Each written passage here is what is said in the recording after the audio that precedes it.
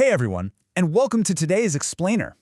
We're going to dive right into the anatomy of a word that literally balances right on the edge of drama. You know, words are incredibly powerful tools, right? And sometimes, a single noun can pack an entire narrative arc into just one tiny syllable. Today, we're focusing on a piece of vocabulary that carries, well, an immense amount of tension, weight, and anticipation. Whether you're reading a thrilling novel, analyzing global politics, or just talking about a massive shift in your own life, this word is absolutely the perfect tool for the job. So let's jump right in. Okay, I want you to imagine this scenario. Picture yourself standing right at the very edge of a really tall cliff. Your toes are right near the drop. The wind is whipping past you, and you're looking down at the vast valley way down below. You know that visceral, heart-in-your-throat feeling? That sudden, intense awareness that just one more step changes absolutely everything? Well, that is our starting point.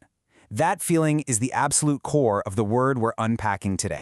And that word is brink. Say it out loud with me. Brink. Notice how it rhymes perfectly with think. It's a single-syllable noun that names that heart-pounding physical edge we just imagined. It's short, it's sharp, and honestly, it even sounds like a sudden stop. When you say the word brink, your mouth physically halts on that hard K sound at the end, which perfectly mimics the concept of reaching a boundary you just can't easily walk past. Section 1. Defining the brink. Literal versus figurative. So notice how this concept kind of forms an arch with two distinct anchor senses. On the literal side, we have the physical edge or brim of a slope or cliff. It's geography. It's totally tangible. But then on the figurative side, brink takes on a much more abstract form. It becomes an extreme point just before a major change. It's no longer a cliff made of rocks, you know? Actually, it's more like a cliff made of time, circumstances, and consequences. This brilliantly illustrates the bridge between those two meanings. The unifying idea here is that incredibly tense, dramatic feeling where your next step changes everything. It's that suspended moment in time. When you're on the brink of a massive scientific discovery or, say, on the brink of an absolute disaster, the psychological tension is exactly the same as standing on the edge of that literal cliff. You are at the absolute limit of the before, right about to tumble headfirst into the after. Section 2. Context and drama. Brink in action.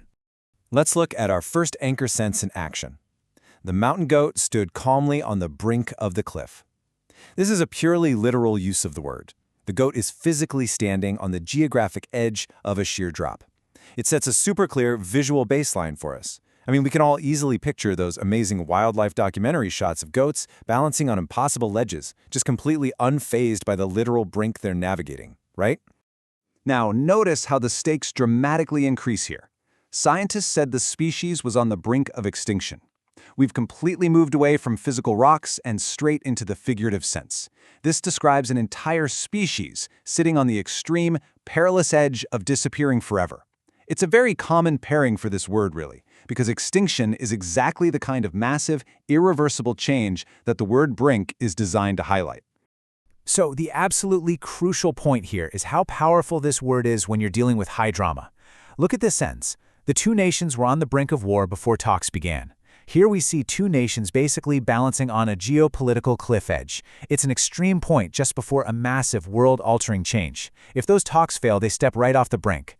It just perfectly captures the fragile, high-stakes tension of diplomacy.